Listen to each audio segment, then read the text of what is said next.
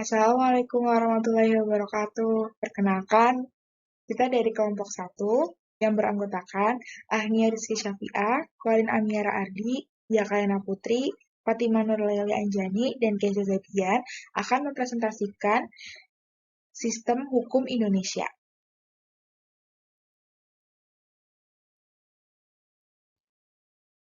Apa sih itu pengertian sistem hukum? Sistem hukum adalah suatu kebulatan atau keseluruhan yang terorganisasi dan kompleks dalam suatu himpunan atau perpaduan hal-hal yang membentuk suatu kebulatan atau keseluruhan kompleks. Terdapat komponen yang terhubung dan mempunyai fungsi masing-masing menjadi sistem menurut pola. Sistem merupakan susunan pandangan, teori, asas yang teratur. Nah, sistem hukum di Indonesia ini merupakan perpaduan dari hukum agama, hukum adat, dan hukum negara Eropa, terutama Belanda, sebagai bangsa yang pernah menjajah Indonesia. Belanda berada di Indonesia sekitar 3,5 abad lamanya. Bangsa Indonesia sebelumnya juga merupakan bangsa yang telah memiliki budaya atau adat yang sangat kaya.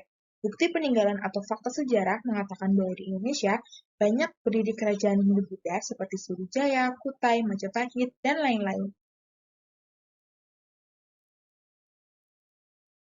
Periode kolonialisme. Nah, di periode kolonialisme ini dibedakan menjadi 3 era, yaitu era VOC, liberal Belanda, dan politik etis hingga pendudukan Jepang. Yang pertama, era VOC. Pada era penjajahan VOC, sistem hukum yang digunakan bertujuan untuk 1. Keperluan eksploitasi ekonomi untuk membentuk krisis ekonomi di negara Belanda. Dan yang kedua, pendisiplinan rakyat asli Indonesia dengan sistem yang otoriter. Dan yang ketiga, pelindungan untuk orang-orang VOC, serta keluarga dan para imigran Eropa. Yang kedua, ada era liberal Belanda. Dan yang ketiga, ada era politik etis sampai kolonialisme Jepang. Politik etis ini diterapkan di awal abad ke-20. Dan kebijakan-kebijakannya antara lain, yang satu, pendidikan bagi rakyat pribumi, termasuk juga pendidikan lanjutan hukum. Dan yang kedua, pendirian Volksraad, yaitu lembaga perwakilan untuk kaum pribumi. Dan yang ketiga, manajemen organisasi pemerintahan yang utama dari sisi efisiensi. Dan yang keempat, manajemen lembaga peradilan yang utama dalam hal profesionalitas. Dan yang kelima adalah pembentukan peraturan perundang-undangan yang berorientasi pada kepastian hukum. Sampai saat hancurnya kolonialisme Belanda, pembaruan hukum di Hindia Belanda meninggalkan warisan yang pertama, pluralisme atau dualisme, hukum privat dan dualisme lembaga-lembaga peradilan. Yang kedua, pengelompokan rakyat menjadi 3 golongan. Era yang pertama adalah Eropa dan yang disamakan, Timur asing, Tionghoa dan non-Tionghoa, serta pribumi.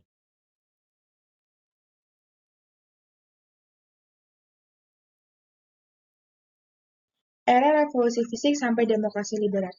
Era revolusi fisik. Yang pertama adalah melanjutkan unifikasi badan-badan peradilan dengan melaksanakan penyederhanaan. Dan yang kedua, mengurangi serta membatasi peranan badan-badan pengadilan adat dan swaparaja, terkecuali badan-badan pengadilan agama yang bahkan diperkuat dengan pembentukan Mahkamah Islam Tinggi. Yang kedua, era demokrasi liberal. Undang-Undang Dasar sementara pada tahun 1950 yang sudah mengakui HAM, namun pada era ini pembaruan hukum dan tata peradilan tidak banyak terjadi. Yang terjadi adalah dilema untuk mempertahankan hukum dan peradilan adat atau mengkodifikasi menjadi hukum nasional yang peka terhadap perkembangan ekonomi dan tata hubungan nasional. Selanjutnya yang terjadi hanyalah unifikasi peradilan dengan menghapus seluruh badan-badan dan mekanisme pengadilan negara yang ditetapkan melalui Undang-Undang Nomor 9 Tahun 1950 tentang Mahkamah Agung dan Undang-Undang Darurat Nomor 1 Tahun 1951 tentang susunan dan kekuasaan pengadilan. Era demokrasi terpimpin sampai Orde Baru. Era demokrasi terpimpin dibagi menjadi 4. 1. menghapuskan doktrin pemisahan kekuasaan dan mendudukkan Mahkamah Agung serta badan-badan pengadilan di bawah lembaga eksekutif. Yang kedua, mengubah lambang hukum Dewi Keadilan menjadi pohon beringin yang berarti pengayoman. Yang ketiga, memberikan kesempatan kepada eksekutif untuk ikut campur tangan secara langsung atas proses peradilan sesuai Undang-Undang Nomor 19 Tahun 1964 dan Undang-Undang Nomor 13 Tahun 1965. Dan yang keempat, menyatakan bahwa peraturan hukum perdata pada masa pendudukan tidak berlaku kecuali hanya sebagai rujukan. Maka dari itu, hakim harus mengembangkan putusan-putusan yang lebih situasional dan konstitusional.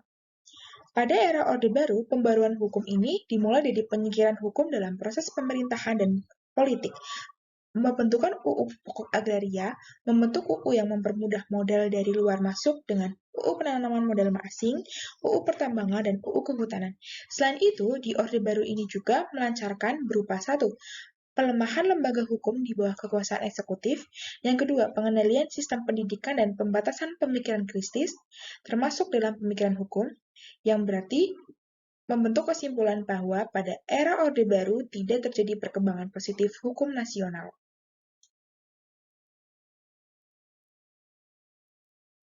Periode pasca Orde Baru, tahun 1998 hingga sekarang.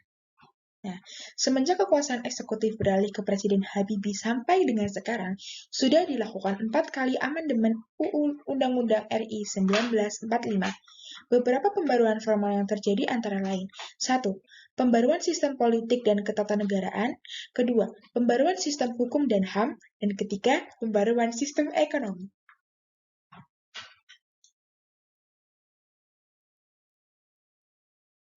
Ciri-ciri sistem hukum. 1. Terdapat perintah dan larangan. 2. Terdapat sanksi tegas bagi yang melanggar. Ketiga, perintah dan larangan harus ditaati untuk seluruh masyarakat.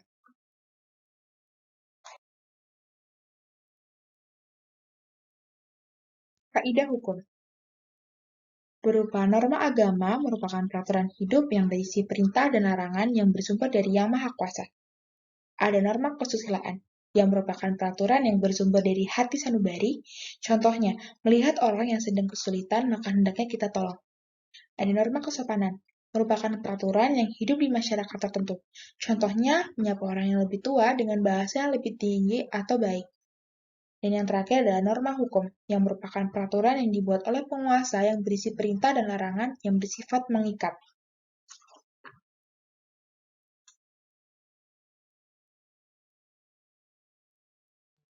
Unsur-unsur hukum.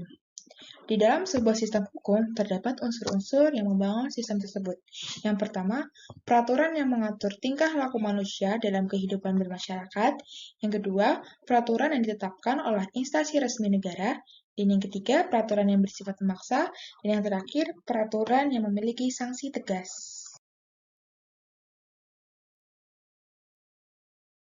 Sifat hukum.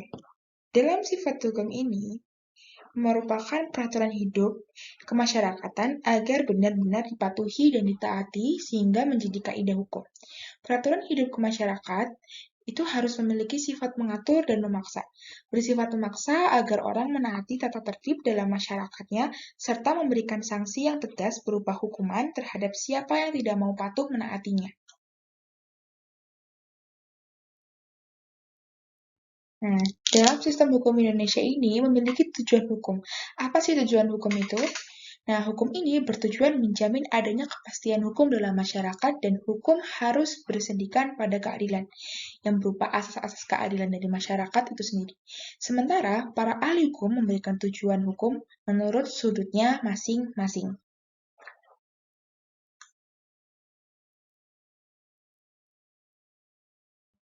Para ahli hukum juga memiliki sudut pandangnya masing-masing. Yang pertama ada Profesor Subekti Esa. Ia mengungkapkan bahwa hukum itu mengabdi pada tujuan negara yang dalam pokoknya adalah mengatakan kemakmuran dan kebahagiaan pada rakyatnya. Yang kedua, menurut Profesor Mr. Dr. L.J. van Apeldoorn, yang berbicara bahwa tujuan hukum adalah mengatur pergaulan hidup manusia secara damai. Dan yang ketiga, kini, Hukum bertujuan semata-mata untuk mencapai keadilan dan sebagai unsur daripada keadilan disebutkannya bahwa kepentingan daya guna dan kemanfaatan. Yang keempat, Jeremy Bentham atau teori utilitas. Ia mengatakan bahwa hukum bertujuan untuk mewujudkan semata-mata apa yang berfaedah bagi orang. Dan yang terakhir, menurut Profesor Mr. J. Van Kan, bahwa hukum bertujuan menjaga kepentingan tiap-tiap manusia supaya kepentingan-kepentingan itu tidak dapat diganggu.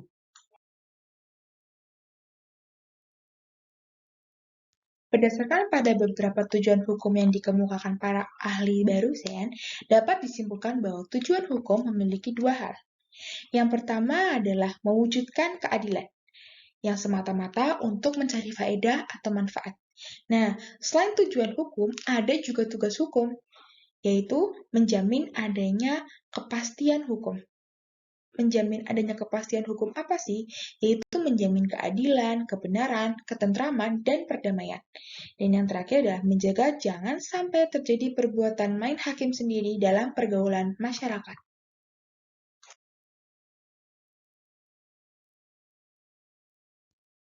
Sumber hukum. Nah, sumber hukum ini adalah segala hal yang menimbulkan aturan-aturan yang mempunyai kekuatan yang bersifat memaksa, yakni aturan yang jika dilanggar mengakibatkan sanksi yang tegas dan nyata. Nah, dalam sumber hukum ini dapat kita tinjau dari segi yang pertama adalah sumber hukum material. Nah, dalam sumber hukum material ini dapat ditinjau dari beberapa sudut pandang. Misalnya, ekonomi, sejarah, sosiologi, dan filsafat. Seorang ahli kemasyarakatan atau sosiolog akan menyatakan bahwa yang menjadi sumber hukum adalah peristiwa-peristiwa yang terjadi dalam masyarakat. Demikian sudut pandang yang lainnya pun seterusnya akan bergantung pada pandangannya masing-masing bila kita telusuri lebih jauh. Yang kedua, menurut sumber hukum formal. Nah, di dalam sumber hukum formal ini, sumber hukum masih dibagi menjadi yang pertama, undang-undang atau statute, yaitu suatu peraturan negara yang mempunyai kekuatan hukum yang mengikat, diadakan, dan dipelihara oleh penguasa negara. Yang kedua, kebiasaan atau custom atau adat, yang merupakan perbuatan manusia yang tetap dilakukan berulang-ulang dalam hal yang sama, kemudian diterima, diakui oleh masyarakat.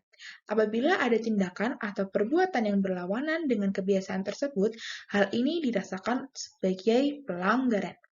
Yang ketiga, keputusan hakim atau jurisprudensi, yang merupakan keputusan hakim yang menjadikan dasar keputusan oleh hakim-hakim lain dalam memutuskan perkara yang sama. Yang keempat, ada traktat atau treaty, merupakan perjanjian yang mengikat warga negara dari negara yang bersangkutan. Traktat ini juga merupakan perjanjian formal antara dua negara atau lebih. Perjanjian ini khusus menyangkut bidang ekonomi dan politik.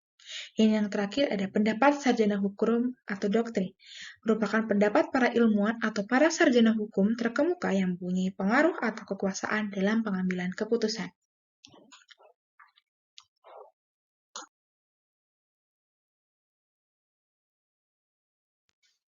Terima kasih. Sekian presentase dari kelompok 1, kurang lebihnya mohon maaf. Wassalamualaikum warahmatullahi wabarakatuh.